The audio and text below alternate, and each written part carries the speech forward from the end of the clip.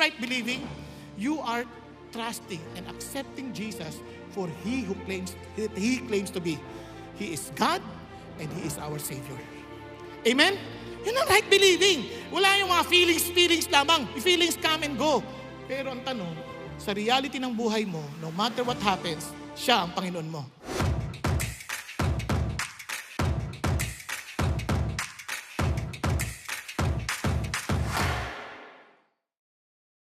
Ngayon po, ang ating tatanungin at ating titingnan ay ito. Totoo ka ba? Are you real? Ito naman po ay test nung totoong salvation na inaangkin natin. Okay ba yan? Kasi tingnan po ninyo, maging si Pablo, kung naalala ninyo, nakita natin itong talata na to, pero gusto ko lang diinan ngayong hapon. Sabi rito, test yourself to see if you are in the faith. Kung titingnan nyo mabuti, ipinag-uutos. Sabi niya, i-test mo yung sarili mo. I-test mo. Hindi masama yun kasi, okay, ako Christian na ako, tinanggap ko si Jesus. I-test mo kung tama nga. I-test mo, sabi niya, examine yourself. Diba, exclamation point po, parang galit pa si Paul. Examine mo yung sarili mo. Parang gano'n, ba? Kasi kung ina-express niya, parang ganyan niya dinidiinan. Examine mo inuutos niya yun. Examine mo yan. Parang ganyan, di ba? Parang, kumbaga sa ano, yung ano. At tinignan ko na, tingnan mo talaga. I-check mo ng mabuti. Baka magkamali tayo. Yun ang sasabi niya. Examine yourself. At hindi mo ba nakikita sa iyong sarili that Jesus Christ is in you? Hindi mo nakikita. Unless indeed, sabi niya, maliban na lamang na hindi ka pumasa sa test. So, tingnan nyo, bakit importante ito? Tingnan nyo pakinggan nyo mabuti, bakit importante? Si John, sabi niya, Beloved, huwag kayong maniwala sa lahat ng espiritu. Subalit, subukin ninyo yung mga espiritu na yan to see whether they are, tingnan nyo kung talaga bang sila'y galing sa Diyos. Dahil naglipa na ang mga buhuwad na propeta sa mundo. Ang naglipa na. Parang sabi niya, imagine nyo, dati pang panahon pa ni John yan. Panahon pa nila Pablo. Di lalo na ngayon. Kaya dapat nating itinetest palagi. So, paano? So, isipin nyo mabuti ito. Ito ngayon si John, nakakatuwa, siya na mismo ang nagsabi. Sabi niya, you test. Sabi niya, itong sinulat ko ngayon sa iyong liham, I write these things, I have these things, sabi niya, itong mga sinulat, I have written to you who believe in the name of the Son of God. Sabi niya, so that you may know that you have what? Eternal life. Sinulat ko to para malaman mo na meron kang buhay na walang hanggan. Sino daw? Yung mga nananampalataya sa anak ng Diyos. So, ibig sabihin, yung kanyang sulat ay patungkol sa pagpapatibay kung ikaw nga ay may buhay na walang hanggan o wala. Meaning, even kung ikaw ba'y may true salvation o wala. So, ibabatay natin sa liham niya. Medyo mahaba yung liham, pero pipilitin natin kunin lamang yung mga tatlong bagay na importante nating malaman sa ngayon. Okay lang? Tapos, pag uwi nyo, basahin nyo ulit. Okay lang tayo? Basahin nyo ulit para matest natin. At saka, mas magandang minamaster natin yung sinusulat. Tingnan nyo, sabi niya sa sulat niya, sa simula pa lang. Mula pa sa simula, diba? Sabi ganon, narinig namin at nakita namin ng aming mga mata. Tiningnan namin at hinawakan ng aming mga kamay. So sabi niya, testigo kami rito. Hindi ito katang-isip lamang, hindi ito pinasa ko. Sabi niya ganon, patungkol sa salita ng buhay. Sabi niya, at yung buhay na ito, nagpakita. Sabi niya, at nakita namin, pinapatotoo namin, at ipinapahayag namin ang buhay na walang hanggan, nakasama ng Ama at nagpakita sa amin. So doon pala makikita mo yung buhay na walang hanggan ay higit po sa mahabang panahon. Ito ay persona. Naku, kasi nagpakita sa amin, nakasama namin. Di ba? O tuloy tayo. Sabi niya, yung nakita namin at narinig, pinapahayag namin sa inyo para kayo ay magkaroon ng fellowship sa amin. Sabi gano'n, at totoo nga itong fellowship na ito ay fellowship with the Father, with His Son, Jesus Christ, at ang lahat na ito sinulat ko upang lahat tayo, sabi niya, our joy may be made complete. Sino ba ayaw ng ganun? Sino sa inyo ayaw niyong maging masaya kayong totoo? Diba? Kasi maraming kasihan dito, huwad na huwad eh. Pag nandiyan ka, saya-saya. Pag isa na, ewan ko ba kung bakit type kita. Talaga ka naman pangit. Ganun, di ba? Parang ang lungkot mo na naman, di ba? Naintindihan yung sabihin? Hello? Kaya minsan titignan mo yan, parang pag magkarami kang kasama, masaya. Pag mag-isa ka, ang lungkot-lungkot mo. Pag nanonood ka, saya-saya. Pag ikaw na lang talaga mag-isa, parang ang lungkot-lungkot mo. Kaya sabi niya, sumama ka at maiintindihan mo yung totoong buhay. Kasi yung buhay na ito, nakasama namin. Testigo ako dito. Are you following? That is exactly the very essence of the letter of John. Kaya tingnan natin ngayon yung mga bahagi na yan. So, sa ating pag-uusap, itetest natin yung salvation. Based on the letters of John. Test of true salvation. Anong test? One, yung test of right believing, yung tamang pananampalataya, at tamang pahayag ng pananampalataya, at test of righteous living, ito ay pag-test na malaman natin, ako ba'y nabubuhay sa katwiran, di ba? At test of real loving. Tama ba? Totoo ba itong pag-ibig na aking nararamdaman? Kasi hindi ito, beyond ito sa ating mga pakiramdam. May katotohanan ng pag-ibig. Are you following? Now, so iyon pong ating titignan. So tingnan natin ulit. Balik tayo. Simulan natin sa test of right believing. Sabi niya, whoever believes that Jesus is the Christ is born of God. Lahat ng naniniwala na si Jesus ang Kristo. Nakuha niyo ba? Ang Kristo ay ipinanganak sa Diyos. And whoever loves the Father, loves the child, born of Him. So nandun pa lang, makikita mo na kaagad yung dalawang test kaagad. Yung loving at saka yung sabi niya, kapag talagang mahal mo ang ama, mamahalin mo yung anak na pinanganak sa kanya. Ngayon, tanong, are you born of God? So, anong ibig sabihin yan? Sabi niya, whoever believes that Jesus is the Christ, pinaniniwalaan mo si Jesus yung Kristo. Mamaya, papaliwanag ko ha. Balik muna tayo dito. Bakit kamo? Marami nagsasabi, naniniwala ako kay Jesus. Naniniwala ako kay Jesus. Wait, huwag kang muna masyado magbadali. Kasi sabi ni Paul, natatakot ako na ikaw ay malinlang ng ahas tulad ng pagkakalinlang ni Eva. Sabi niya, ang iyong isip ay mailayo, look at this sa simplicity and purity of devotion to Christ. Pag sinabi mo simplicity and beauty, yung nawala yung kabuuan ni Jesus, patsi-patsi na lang, may dinadagdag. Ano niya, may dinadagdag, parang si Jesus plus. Parang ganyan. So sabi niya, relax ka lang, sandali. Tingnan niyo for if one comes, pag minaparito at nagturo ng panibagong Jesus, pwede pala yun. Jesus din ang tinuturo, pero ibang Jesus. Jesus de la Peña. Di ba? Nakuha niya ibig sabihin? Meron palang ganun. Tapos sabi niya ganun. Sabi, whom we have not preached, hindi namin tinuro sa inyo. You receive a different spirit which you have not received, or a different gospel which you have not accepted. You bear this beautifully. Kasi ang unang tamang pananampalataya, hindi yung pananampalataya lamang, yung tamang object ng pananampalataya, si Jesus. Pero ang tanong, sinong Jesus? Are you following? Kaya yun ang titingnan natin. So balik tayo kay John. Sabi ni John, who is the liar? But the one who denies that Jesus is the Christ. Now, balikan na natin ngayon.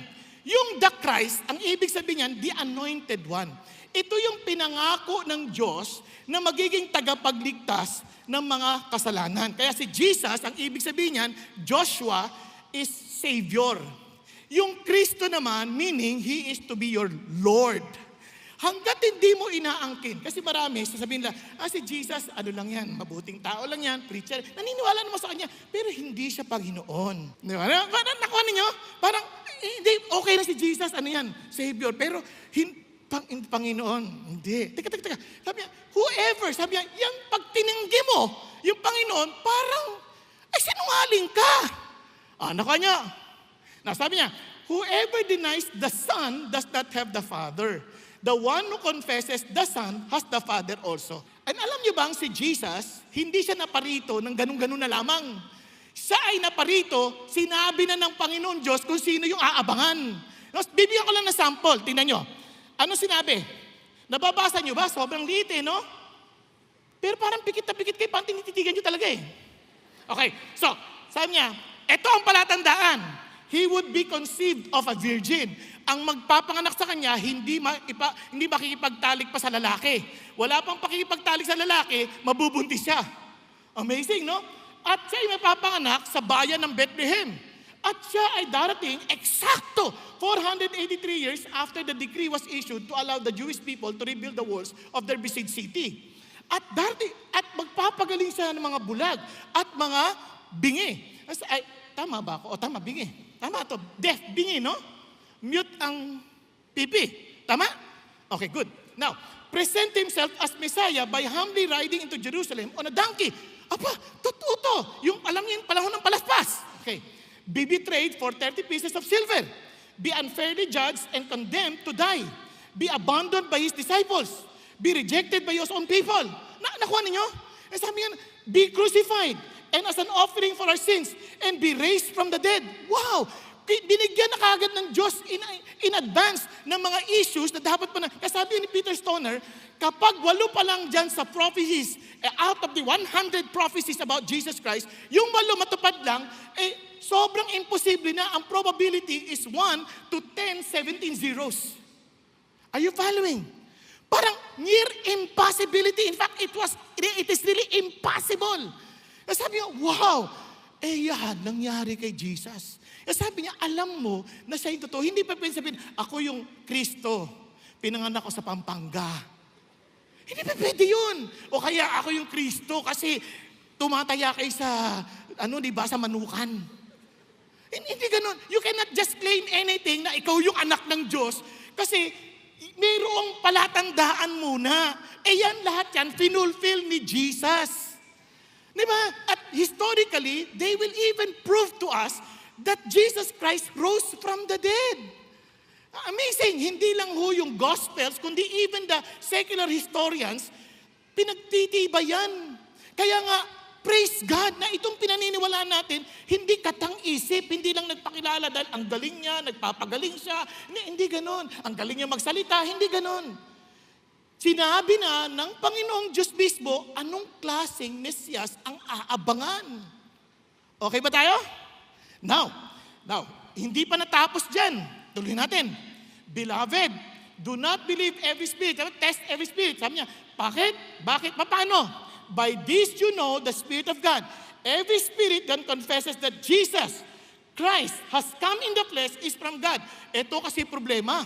Sabi niya, yung iba naniniwala, sige, galing siya kay God. Talagang siya yun. Pero hindi siya naging tao. Kasi pag naging tao siya, magiging makasalanan na siya.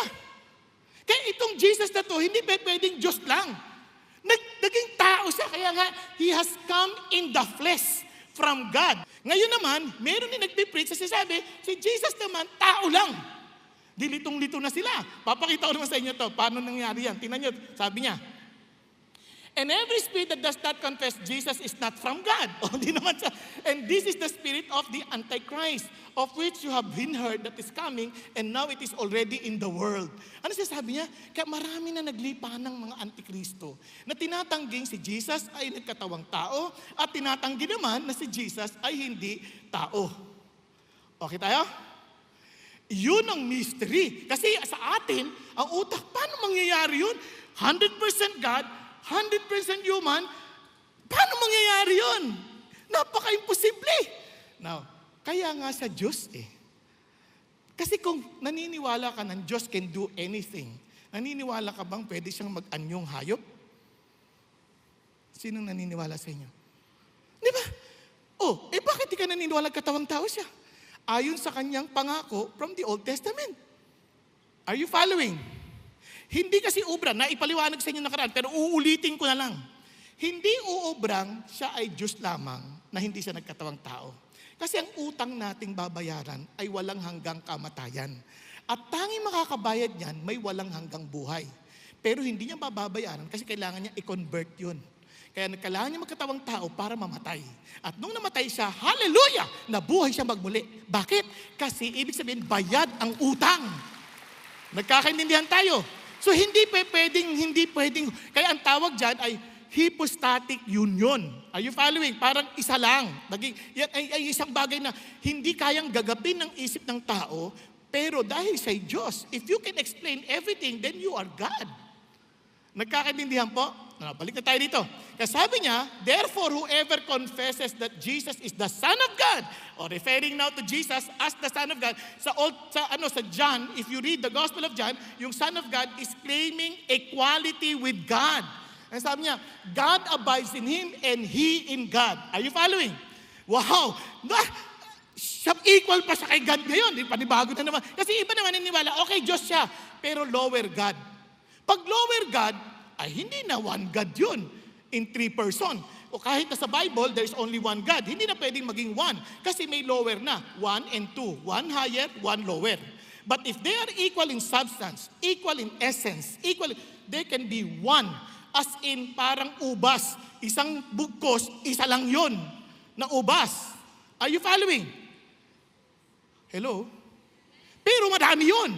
So kaya yung one, hindi pwedeng basta numerical lang, it's a collective one.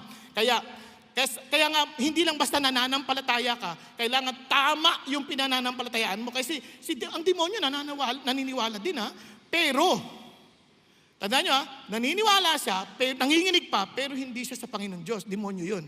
Kaya ito, yung paniniwala, if I believe that He is the Son of God, then if I believe that He is God, now listen, anong klaseng attitude meron tayo? Kaya ano yung claim ni Jesus? When you say, I believe and I receive, you also receive what He claims to be. Kaya ito po, bibigyan ko lang example. He claims that He is God. He claims that nobody can go to the Father except through Him. Wala na ibang paraan. Hindi CCF, hindi anumang BIS o anumang CF yan, o anumang grupo yan. Only Jesus can bring us to the Father. Now, ano ba sabi niya? He made Himself equal with God. Basahin niyo lang po, picturean niyo, i-check niyo sa Bible mamaya. He claimed that whoever saw Him saw the Father. When He was given the opportunity to correct the people, treating Him as if He were God, kasi sumasamba sila sa Kanya. He never did, as in He never corrected them. He claimed to have descended from heaven. No, just to show you, He claimed to have the power to raise Himself from the dead. He claimed to be replacing the temple, which was the place known as God's presence and the forgiveness of sin. He claimed to share glory with God before the world existed. No? Grabe, He claimed to be sent from heaven. He claimed to be perfectly sinless. Yung claim si Jesus, mind-boggling. Tingnan niyo sabi ni Jesus sa Luke, why do you call me Lord, Lord, and do not do what I say? Pag-isipan niyo mabuti. Marami sa atin, we keep on saying, si Jesus, Panginoon ko. Simple action, simple question. Ilan sa inyo nagdi-disciple? Tingnan nyo, ilan? Ang layo, no? Now, I'm not saying na hindi ka pa nagdi-disciple, hindi ka Christian. Pero at least, ang utak mo is going towards that direction because He commanded us, go and make disciples of all nations. Tama ba? Hello? Tingnan sabi niya, all authority has been given to me in heaven and on earth. Ano sinasabi niya? If you do believe my authority, if you accept my authority, go therefore and make disciples. Nakuha ninyo? And paano ba mag-make disciples? Go intentionally. Baptize them. Make them be committed to Jesus Christ. And teach them to observe everything that I've commanded you. Then you ask yourself, yung simple at obvious command na ganyan, hindi natin siniseryoso, then we are just taking Jesus as a moral teacher and not as a Lord and as a Savior. Are you following? Hello? Kaya dapat ang heart natin, yun ang direksyon natin. Lord, I want to understand what you want. I want to know what you desire because you are my Lord. Kaya for some reason, kaya ang unang bagay na makikita niyong palatandaan, the moment you understand who Jesus is, bigla ka mai-inlove sa salita niya. Kaya nga, kasabi ng Lord, tingnan niyo everyone, look at the words, everyone who comes to me and hears my words and acts on them, I will show you whom He is like. He is like a man building on a house, who dug deep and laid foundation on the rock. And when a flood occurred, the torrent burst against that house and could not shake it because it had been well built. Ano siya sabi niya? Yung pundasyon ng buhay mo, nakapundasyon na kay Jesus. That's the start of real eternity. And that's the start of a real life. Ito yung sinasabi ng Lord, that if you confess, it's very personal, hindi to corporate, na if we confess, no, that if you confess with your mouth Jesus as Lord. Hindi lang basta Jesus, kundi as Lord. And believe in your heart that God raised Him from the dead. You will be saved. Kasi naniniwala ka, buhay siya. Hindi siya patay. Kasama ko siya. Are you following? And He lives with me. Sabi niya, you will be saved. For with the heart, a person believes, resulting in righteousness. And with the mouth confesses, resulting what? In salvation. Anong epekto? Righteousness and salvation. Hallelujah. Yan ang sinasabi ng Diyos. Kaya naman, mga kapatid, listen to this. Ang Christianity, noon nang balik ka sa Diyos. Kaya yung totoong paglapit kay Jesus, Lord, ikaw na yung Panginoon, hindi na ako. Hindi na yung ako nagdidesisyon. Kahit gumagawa ka ng mabuti, if you're doing that based on independent from God, wala-hiwalay sa Diyos, then you don't understand Christianity. Akala mo lang mabait ka, pero in reality, you're separated from God. Kasi ang totoong paglapit kay Jesus, you're saying, Lord, ikaw na ang Panginoon, dahil ikaw ang Panginoon, you determine what is good and evil to me. Lord, hindi na ako. Kayo na po masusunod. Kaya it's not about us. Kaya nga it requires what? Repentance. Kaya yung preaching lagi may repentance. Kasi yung repentance, it tells us, Lord, from now on, no longer I, but Christ. Nakuha ninyo? Nagbago na, hindi na ako, si Kristo na. Kaya sa mga preaching, mapapansin nyo, solemnly testifying to both Jews and Greeks of repentance toward God and faith in our Lord Jesus Christ. Dito na ako mananampalataya. I will follow what Jesus is saying because I believe in Him. Kaya nga, yun ang pinaka-importante. Sabi dito, ulitin ko na naman, but declaring both those Damascus first and Jerusalem and Judea, even to the Gentiles, that they should return to God, performing deeds appropriate to repentance. Hindi natin kaya. Kaya nga si Lord na nagsabi, with gentleness. Tingnan nyo ha? Kaya pag huwag mo yung parang kang harsh, ikaw magsisi ka na! Huwag ganun. With gentleness, correcting those who are in opposition. If perhaps God may grant them what? Repentance, leading to the knowledge of the truth. And look at the, pasensya na, kailangan kong tapusin. And look at the effect.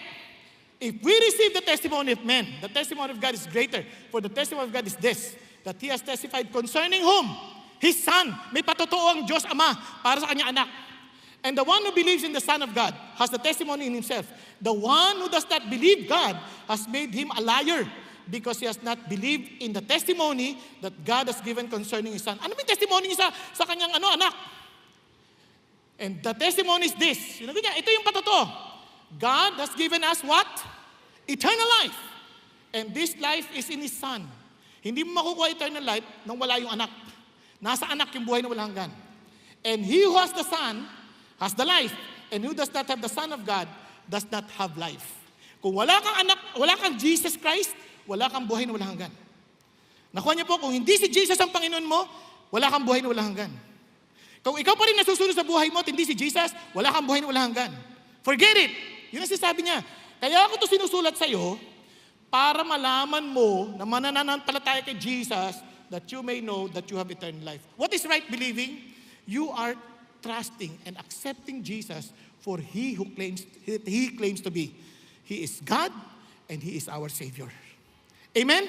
Yun ang right believing. Wala yung mga feelings lamang. Yung feelings come and go. Pero ang tanong, sa reality ng buhay mo, no matter what happens, siya ang Panginoon mo. Amen po? Now, ito po ang karugtong. Punta tayo sa the test of righteous living. Now, kasi bakit? Nakipag-isa ka na kay Jesus, tama ba? Nakipag-isa ka na. O, ano mangyayari? Ito ang mensahe na narinig ko mula sa Kanya, sabi ni John. And at sabi ko sa inyo, ang Diyos ay liwanag at sa Kanya ay walang kadaliman. Walang kadiliman. At kung sinasabi natin meron tayong fellowship sa Kanya, at lumalakad pa rin tayo sa dilim, ay nagsisinungaling tayo. We do not practice the truth. O yan. Nakuha niyo yung buhay. Kung siya dyan yung liwanag at kasama mong liwanag, paano ka maglalakad sa dilim? Imposible. Yung konting, posporo lang, sa dilim, lumiliwanag eh. Tama ba? Eh di lalo na yung Diyos na liwanag, tapos mananatili ka sa dilim, imposible. Kung nasa liwanag ka, hindi ka magpapatuloy doon. Yun ang sasabi ng Panginoon Diyos. Pero hindi niya sinasabi na hindi ka na magkakasala kasi out of the weakness of the heart. Ito yung sabi niya noon. But if we walk in the light, as He is in the light, we have fellowship with one another. And the blood of Jesus, His Son, cleanses us from all sin. No, if we say that we have no sin, we are deceiving ourselves and the truth is not in us. Pero, kaya nga, pagka ang Christian, kinurek. Oy, mali yung ginagawa mo. Hoy, sobra ka naman. Abang nito, judgmental! Pag ganun, hindi mo inaaming makasalanan ka. Pero pag sinabi mo, ay opo, sorry po, patawarin niyo po ako, bigyan niyo po ako ng hindi ka defensive. Kasi nga, alam mong hindi ka naman perfect. Are you following? Yun ang sasabi ni Jesus, kung nasa liwanag ka, tanggap mo na kailangan mo mag-improve. Tanggap mo, kasi pag nasa liwanag ka na nakikita mo na, ay may dumi pala ako rito, hindi ko napansin kanina yun Ay, mayroon lang doon dumi ako dito, nakikita ng iba. Kasi part ka na ng body ni Jesus Christ. So sometimes you're being rebuked, you're being, corrected. Hindi ka na nagre-react. Look to tayo. If we confess our sins, kaya, kung yung confess the word is agree. Mag-agree ka kay Lord na kasalanan yan. Kasi may mga tao, hindi, hinalikan ko siya kasi mahal ko siya. Hindi pagmamahal yan. Last yan. Last. Sobra naman si God. Check mo yung heart mo. Sige nga. Ba't mo siya hinalikan? Last nga. Mag-confess ka. Aminin mo na. Di ba? And sabi gano'n. And look at this. He is faithful and righteous to forgive. Grabe no, ikaw na yung nagkasala, mas makatarungan daw na patawarin ka. Bakit? Kasi bayad na nga niya yan. Kaya nga, lilinisan ka pa sa kasalanan mo. Paano ko nasabing bayad na yan? Tingnan nyo para maintindihan nyo lang, babalikan natin yan. Sabi niya, my little children, I'm writing these things to you so that you may not sin. Di ba? Kasi, di ba, pwede ka na humingi ng tawad, patatawarin ka naman daw Hindi. Hindi yan lisensya. Kaya yung sabing patatawarin, sinulat ko to para hindi ka magkasala. Bakit? At kung magkasala ka naman, meron tayong tagapagtanggol. Ang sarap no? With the Father. Jesus Christ, the righteous. Ang sasabihin niya, Tay, bayad ko na po siya. Paano ko nalaman yan? He Himself is the propitiation for our sins. Yung word ng propitiation, kumbaga sa Pilipino, padugo. Para hindi magalit mga engkanto. Pero dito, ito yung magpapaalis ng puot ng Diyos sa kasalanan. Binayaran na ni Jesus. Kaya siya yung bilang tagapagtanggol, sabi niya, Tay, bayad ko na po yan. Tay, papakita lang yung kamay niya. Tay, bayad ko na po. Yun ay kung kay Jesus ka. Pero kung hindi ka kay Jesus, for sure, hindi para sa iyo yan. Okay ba yan? Nagkakaintindihan? Kaya naman, anong epekto sa iyo? Sorry dadalian natin ng konti. Yan. By this we know, we have come to know Him if we keep His commandments. The one who says, I've come to know Him and does not keep His commandment, again, sinungaling yan. And the truth is not in Him. Naintindihan niyo po? Now, ito mabigat. No one abides in Him sins. No one who sin has seen Him or knows Him. The little children, make sure no one deceives you. Huwag kayo magpapalin lang, sabi niya. The one who practices righteousness is righteous, just as He is righteous. Tingnan tuloy tayo Sabi niya, by this the children of God and the children of the devil are obvious. Anyone who does not practice righteousness is not of God, nor the one who does not love his brother. Pag-isipan niyo, dalawang pamilya lang sa mundo. Anak ng demonyo at anak ng Panginoon Diyos. Sabi niya, pag anak ka ng Diyos, ang direksyon mo, righteousness. Pag anak ka ng demonyo, hindi ka makikinig sa Diyos. Pero, paano yan? Paano ko nalaman? Paano kung nagkakamali ako? Alam mong anak ka ng Diyos. Alam niyo bakit? Didisiplinahin ka. For whom the Lord loves, He disciplines and scourges every son whom He receives. Tama ba? Didisiplinahin ka ng Lord, imposible hindi. Ang Diyos nagdidisiplina pag mahal ka Kasi tingnan nyo, kayo ba? Ako, anak nyo, hindi ko didisiplinahin. Papabayaan ko lang yan. Hindi ko ba anak yan Pero dahil anak ka, didisiplinahin ka. Sabi niya, it is for this that you endure. God deals with you as with sons. For what son is there whom this father does not discipline? But if you are without discipline, of which shall become partakers, then you are illegitimate children. Kaya pag di ka dinisiplina ng Lord, gawa ka ng kasalanan, umuunlad ka pa, kabahan ka. Kabahan ka. Bakit? Baka pinasasaya na ang buhay mo dito sa lupa para pag sa impyerno, sulit ka. Ano ka nyo? Kaya sabi ng Lord, tingnan nyo, for they disciplined us for a short time, as seemed best to them, but He disciplines us for our good, so that we may share His holiness. All discipline for the moment seems not to be joyful. Totoo yan. Hindi masaya. So, yet to those who have been trained by it, afterwards, it yields the peaceful fruit of righteousness. Kaya ang buhay ng Kristiyano, lagi nagre-repent Lord, patawarin niyo po ako. Lagi siya nagre-repent. Kasi nga, hindi ka magre-repent dahil sa mga nakikita mong pagbabago kailangan mangyari sa'yo, hindi ka na mag-grow. Ayun, nanintindihan po? Kaya ang Christianity, alam niyang makasalanan siya, but he can easily come to his Father because hindi naman magbabago yung relationship And now, finally, hallelujah. The real test, real love. Real loving. Bakit ko real loving? Tingnan nyo, Beloved, let us love one another, for love is from God. And everyone who is loved is born of God and knows God. The one who does not love does not know God, for God is love. Alam niyo, nakakalungkot, no? Minsan mga Christians, they claim to be Christians, pero pagka nagkagalit sila at hindi sila nagkaintindihan, hindi na sila magbabatian. Ano lang, yung dating close sa close, biglang magiging civil na lang. Tapos wala na. Bakit? Ayaw na nilang magmahal. Kasi ang opposite ng love, hindi naman hatred eh. Indifference. Yung apathy na tinawag. Apathy, ganyan. Apathy yun. Apathy yun. Iba yun. Yung apathy, yung wala kang pakialam. Diba yung sabi sa 1 John chapter 3, yung parang alam mong gutom, hindi mo tinulungan, wala kang pakialam eh. Wala kang pagmamahal. Ibig sabihin, yun ang opposite ng gano'n. Kasi sabi ng Lord, minsan, hindi mo pinapansin, pag kinakausap ka, hindi mo inintindi, kasi nga wala ka ng quote-unquote pagmamahal. Can you imagine? Christians tayo, hindi dugo ng magulang ang dumadaloy sa atin. It is the blood of Jesus Christ that was shed on Calvary. Kasabi ng Lord, hindi ka totoo kung hindi ka nagmamahal sa iyong kapatid. Are you following? Imagine kung magkapatid na kayo, tapos pareho pa kayong Christian, tapos hindi kayo nagpapansinan, nag-away lang kayo dahil sa mana. Naku po, bigay mo na yung mana sa kanya. Mas importante ang relationship. Biro mo, magkakapatid, sasabihin mo kapatid, tapos niloko mo, hindi mo biniharan ng utang.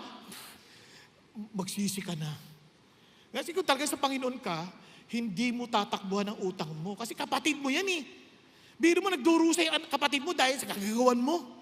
Nakuha niyo yung sabihin? Kaya nga, may totoong pagmamahal. God is love. Tingnan bakit? We love. Hindi natin kaya magmahal because He first loved us. If someone says, I love God and hates his brother, he is what? A liar. For the one who does not love his brother, whom he has sinned, cannot love God, whom he has not sinned. Imposible. Tingnan niyo po sa John 13:34. A new commandment I give to you, that you love one another. Even if I have loved you, that you also love one another. By this, all men will know that you are my disciples, if you have love for one another. Grabe, no? Makikita yan sa pamilya natin, makikita yan sa pamilya natin as a Christian. Sabi niya, hindi yung mahalin mo as you love yourself, hindi, as I have loved you. If you truly understood the love of Jesus, yun ang klaseng pagmamahal, willing to die for others. Sabi nga yung willing to die for the person na kapatid mo. Tingnan nyo lang yung katabi nyo. Handa ka ba mamatay para dyan? Pagtingin, mukhang patay na po, pastor. Hindi, tulog lang, tulog. Kung talaga, ang totoo niyan, are you really willing to die for that person? Na ang hanapin mo, ano yung makakabuti sa kanya? Friends, dyan tayo makikilala as Christians. Hindi sa dami natin alam sa Bible, kundi ang ating paggalang at pagmamahal sa ating kapwa dahil sa pagmamahal ni Jesus na pinakita sa atin. Amen po? Kaya po sa kasaysayan, biruin nyo, ang Roman Empire, bumagsak yan. Basahin nyo ang Rise of Christianity. Bagsak yan, bumagsak. Bakit? Because nung hinalanta ang panahon ng buong mundo na ang daming namamatay, ang mga galit sa Christians, iniiwan lang ka mag-anak na iligtas lang nila sarili nila. But the Christians, they're willing to stay para alagaan ng mga may sakit na to and even willing to die alang-alang sa kanila. Tayo pong lahat ay yumuko at pumikit sandali. Alam niyo, it's a time for us to ask ourselves, did I pass the test? Test of believing. Talaga bang si Jesus ang aking Panginoon at tagapagligtas? Na I can honestly say, siya na talaga yung desisyon niya na. At kung sakaling mamkamali ako, praise God, nakakabalik ako sa Kanya. O pag nagkamali ako, parang gusto kong patunayan na I deserve Him. Kaya sigasig pa ako. Hindi. Kundi wala kang papatunayan sa Diyos. You just admit and continue to be with Him. O sa test of righteous living, talaga bang hinahabol ko ang liwanag? Na yung mga bagay na sa pangdilim, na tinatago-tago ko, talaga bang tinigil ko na ba ito? Talaga bang isinuko ko na ito sa Panginoon Diyos? Can I honestly say that my life is really before the light of God? Na I'm willing to be disciplined, I'm willing to learn, I'm willing to grow, I'm willing to be like Jesus because I now live with Him. Ang test of loving. Masasabi ko bang wala akong anumang sama ng loob kahit kanino? Na talaga mayroong paggalang at pagmamahal sa kapwa ko. Nang inisip ko ay sila, hindi ako. naunahin ko sila, hindi ang sarili ko. Kung sakali man, meron akong ganung pagka-konsensya, alam mong nasa Panginoon ka kasi hihingi mo to ng tawad sa Kanya. At hinihingi mo ito dahil gusto mo talagang magbago at talagang gawin ang nakakaluwalhati sa Panginoon. Friends, hindi sinasabi ng Diyos na hindi ka na magkakasala. Tulad na sabi ni Pastor Peter, it's a progressive sanctification. Habang ikaw ay lumalago sa Panginoon, ika'y nililinis niya at nagiging kawangis ka ni Kristo Jesus. Thank you, Jesus. Hallelujah. Kapatid, before we end, at even sa mga nanonood sa online, kapatid, I'm challenging you. Kung sakali, be honest to God. Kung hindi ka talaga pasado sa test na ito, aminin mo, magsisikat, sabi mo, Panginoong Yesus, patawarin ninyo ako. Bagsak po ako sa test, but I want to pass. I want to pass. Kung ganun din ang loobin mo kayo man nandito sa loob, bukod dun sa mga nasa online, be humble before God. Lord, itaas mo kamay mo sa Panginoon, Lord, gusto ko pong pumasa. Gusto ko pong pumasa. Thank you, Jesus. Yes, huwag ka maiya. Be honest to God. Kung malayo ka talaga, Lord, gusto ko pumasa. And doon sa mga nasa online, you ask God, Lord, gusto ko rin pumasa. Thank you, Jesus. Come to me, those who labor and heavily laden, and I'll give you rest. Sabi ng Panginoon, just learn from me, for I'm humble and meek. Gusto ko pumasa. Be humble. Thank you, Jesus. Lord, nakikita niyo mga kamay na ito, they want to pass. They want to make sure, Father God, that they belong to you. And Lord Jesus, I pray to reveal yourself to them and establish that relationship with them. Thank you, Lord God, for their personal conviction to come to you, accept you as their Lord and Savior, and to really follow you, Lord our God, and to grow, Father God, in love with you. Father in heaven, I pray, tulungan niyo po ang mga nagtaas ng kamay na ito to experience the joy, Father God, and the new life that they receive from you. Thank you, Jesus. Thank you, Lord. And I pray to empower them with your Holy Spirit. Thank you, Jesus. Thank you, God. At gayon din, Panginoon, sa mga kapatiran ko dito, aming Ama, you know them. I pray, Lord Jesus, I pray to keep us always, Father God Almighty, as we examine ourselves, to keep us always past the exam. And thank you, Lord Jesus, the eternal life we receive is assured in Christ Jesus. Lord, let Jesus reign in us. Let Jesus live in us. Let Jesus be glorified in our lives. Thank you, Lord. We give you all praise. We give you all glory. In Jesus' name we pray. Amen. Hallelujah. God bless you.